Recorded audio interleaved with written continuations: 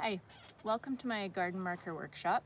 I've already unpacked my clay kit, so you can unpack yours, lay it down so you have the anti-skid mat and then the canvas and then your clay. And we'll just do this little workshop. There's lots of options of different ways you can do it. Whatever you need for your garden, you can do your version. So here we go. I've got my clay. We need to flatten it out quite a bit. So I need to stand up to do this. I've already got it a bit flattened. Yours will come like this too. And then we need to sort of slam it down to flatten it some more. And unfortunately, my camera is probably going to wiggle quite a bit. So hopefully you can still see.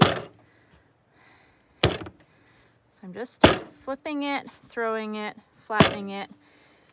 We don't want it super thin for garden stakes. They'll be out in the weather. You might forget them out, no problem, but we'll roll it out a little bit thinner.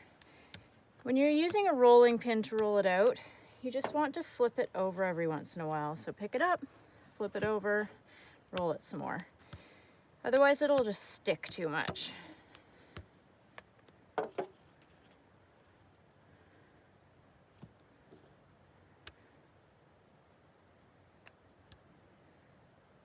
Okay, this is looking pretty good.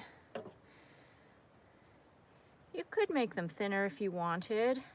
I'm pretty happy with this. Roll it a little bit more. Of course, the thinner you roll it, the more stakes you can make from it. One thing, anytime you're working with slabs of clay like this, you really want to press the clay flat with this metal rib. This compresses the clay and makes it less likely to crack. And I do it usually in multiple directions. And I generally do it on both sides. So I do one side, gently flip your clay, the other side. And of course, since this is a video, you can start and stop it anytime you like and have a break anytime. But if you are going to stop the video and leave your clay for a while, you just want to make sure you cover it back up with plastic so that it doesn't start drying out. Let it dry out once we're done, but when you're still working with it, you don't want it to dry out too much. And any little bits of clay, just put them in a pile and I can reclaim them later. Also with this, when you take the clay off with your fingers, it's really sharp here, so be careful. Okay, now that you've got your slab, you get to decide what shape you want your stakes. Whether you want nice little rectangles or if you want them to be sort of tapered. It's totally up to you. I'm going to do a few different ones just to show you some options. So I usually just wing it. I don't measure it for something like garden stakes. I take this tool, this knife carving tool, cut out the shape I want.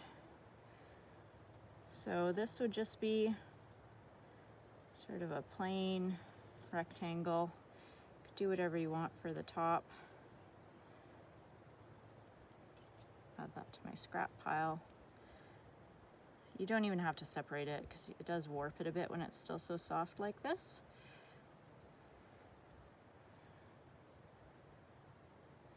So you can do, that's one idea. Sometimes I like to do them tapered like this too, so here's another sort of design that works quite well.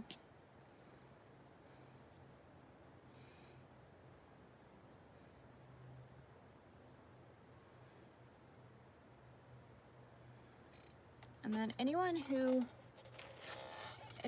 has signed up for this workshop in particular, you get a little bag of letters. And some of the letters are duplicates, since for some words you need, the O twice or something.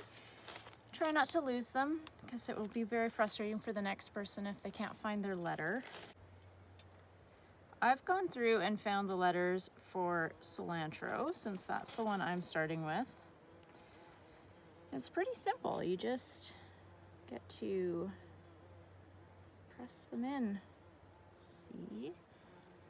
Hopefully I don't make a spelling. Oops, I did that one wrong. So That's actually perfect. Now you can see if you make a mistake, when your clay's still soft, it's not a big deal. If it's dried, you can't really fix it. But when it's soft like this, you can just kind of smush it back over. Use the tool if you want to make it smoother. I do try to avoid the super sharp edges. It doesn't matter for garden stakes so much, but with clay in general, once it's fired, if it's really sharp on that edge, it will remain very sharp. Okay, where did I put my C? I did it backwards. That was my problem. Okay, we'll try again. C. I.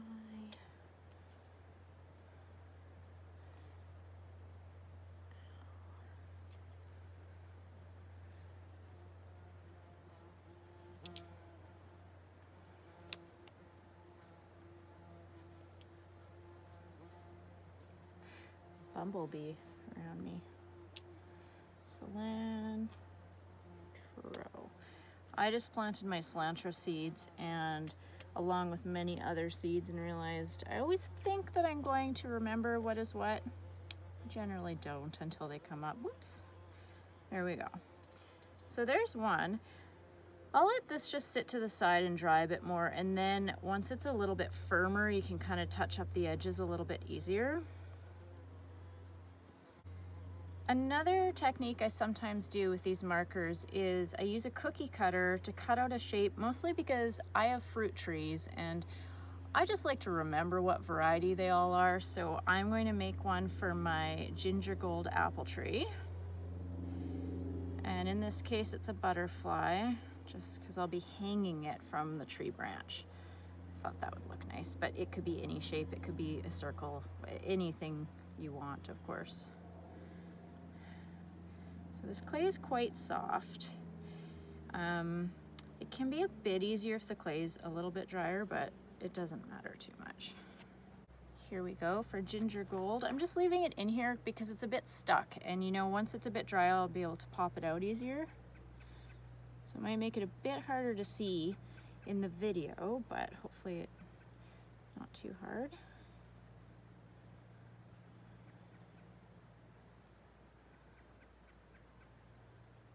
Sometimes with these letters, you just have to be careful you don't accidentally stamp it in backwards like I did before. It's actually quite easy to end up doing that. Okay, we've got ginger.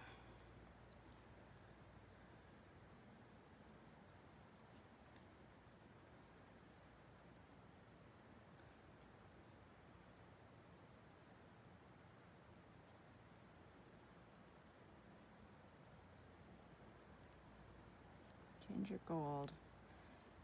And I will leave that for a bit longer. It'll need a hole.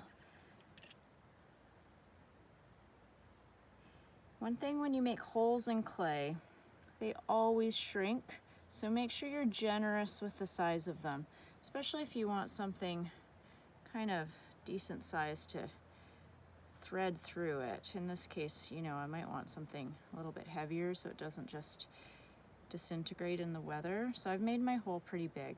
I would recommend doing that. And now you can go through, you can use all your clay, do as many stakes as you want. I'd go along and cut as many out as I can in different whatever shapes. And I'm going to leave this all to dry and then come back and do some decorating with underglazes to add some color. Mostly just because they're quite easy to lose, and these will just fire a buff kind of off-white. And for one, it's fun to add color, but also that way when you leave them in your garden, you'll be able to find them again. So I've included some underglaze, and once these are dried out a little bit more, we wait for them to be quite dry. So I'd say overnight, even 2 or 3 days is fine too. Just be gentle with them. As they dry, they become more fragile. And if you do have any kind of stuck in a form like this, try and pop it out in a few hours. I'll just keep working away on a few more. Do this at your own pace. You can turn the video off, start it, stop it, however you want. And take your time, enjoy the process.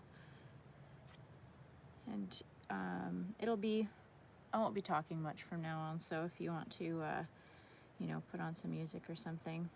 I'll just work away on mine while you work away on yours.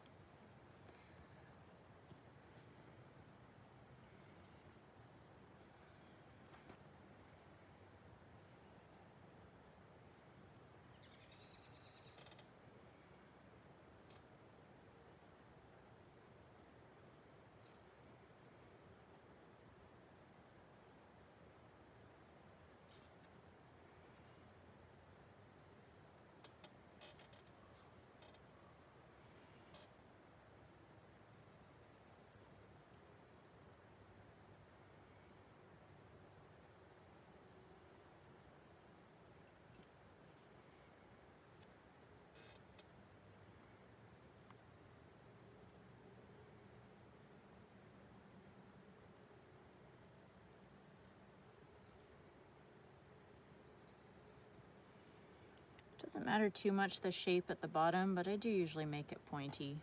I don't know, your garden ground is so soft it probably isn't that critical, but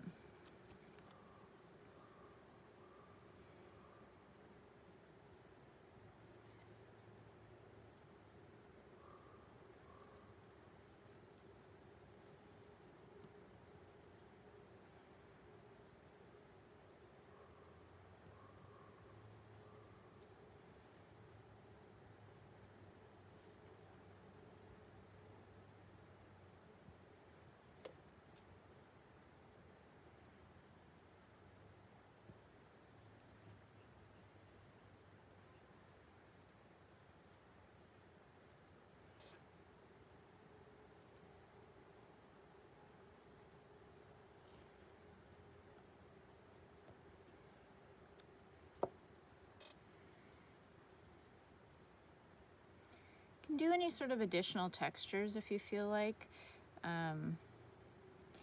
Like this one, I added some little dots. It was actually because I made a bit of a mistake and just covered it decoratively. Always something I encourage with clay.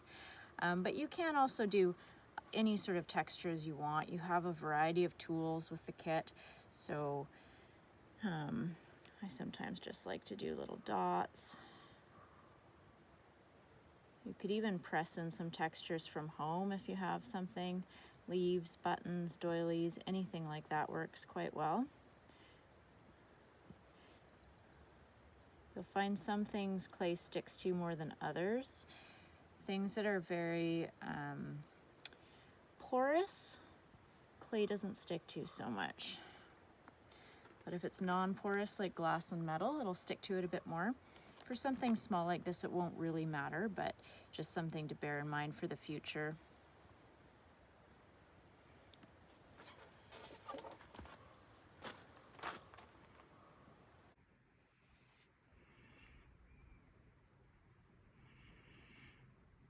I'm using a sponge, it's just slightly damp.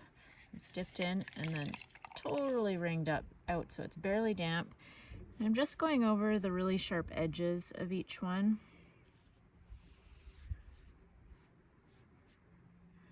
This isn't totally necessary, but I tend to stress finishing, just spending that extra little bit of time finishing your pieces with clay.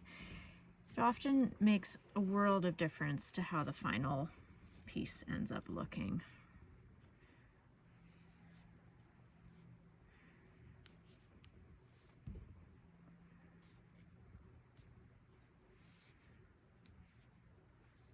Don't want to erase my letters by accident, so I'm just being really careful to only touch the edges.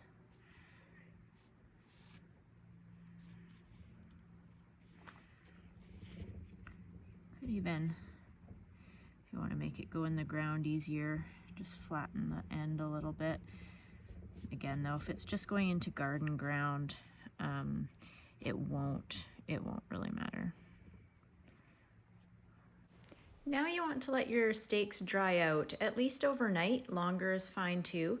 They need to be a bit drier to go to the next stage. Hi, welcome back. I have let my stakes dry out a little bit, and now we're going to add some color. So in this little jar is underglaze. Essentially, underglaze is just a pigmented clay. It's not shiny like glaze, it's just pigment sort of similar to clay.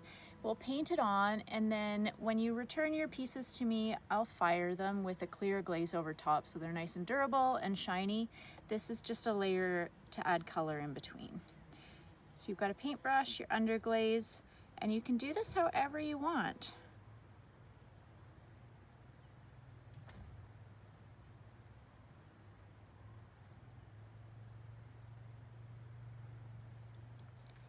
The drier your pieces are, the more underglaze they'll absorb. Mine are not that dry. I think it actually would work a bit better if they were a bit drier, but it's flexible. You can add more than one coat if you want a richer, darker color too.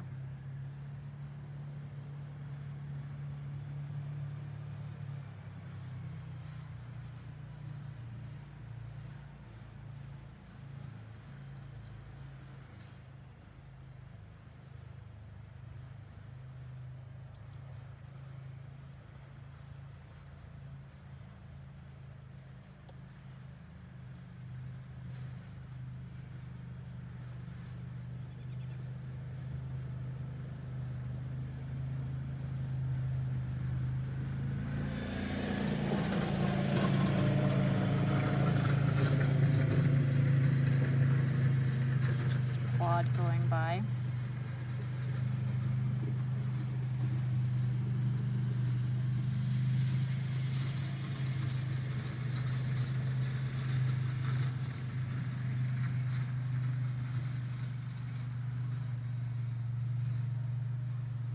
You can paint this on any design you like.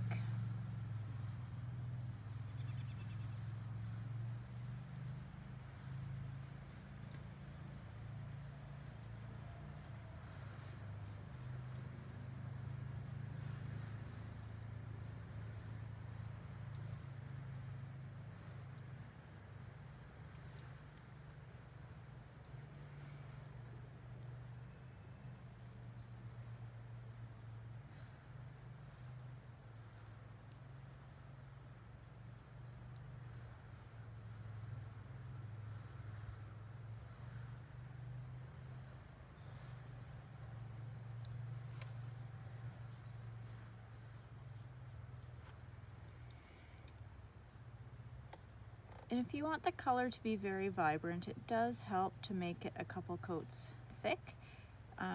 It helps if it dries in between each coat too. So you can see that coat had already dried, or sort of dried, and now I'm just adding another second coat. I haven't quite decided what I'm doing here on this kale one. Maybe I'll just make it a lot of blue so I don't lose it in my kale forest.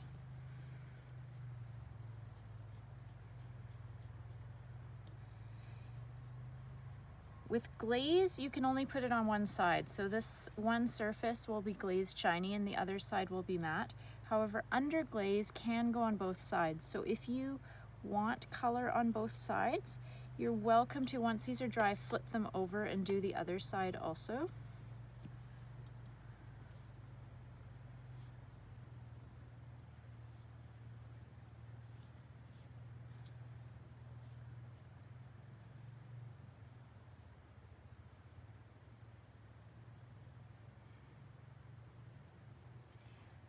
Try something, a bit of an experiment here, see how this works. I've painted on right over my kale letters, and they're a little bit hard to read once the underglaze has gone in there. I'm gonna see if a little wipe will expose them. Here goes. There, so that actually works really well.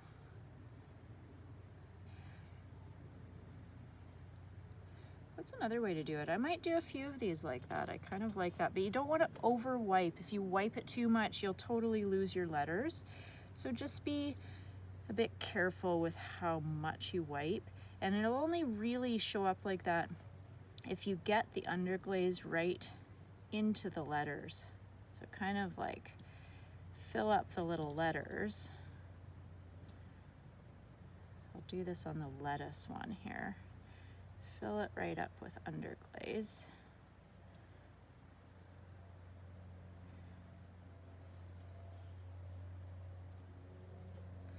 I'm going to try it here too, because I kind of liked that look. Might go sideways first.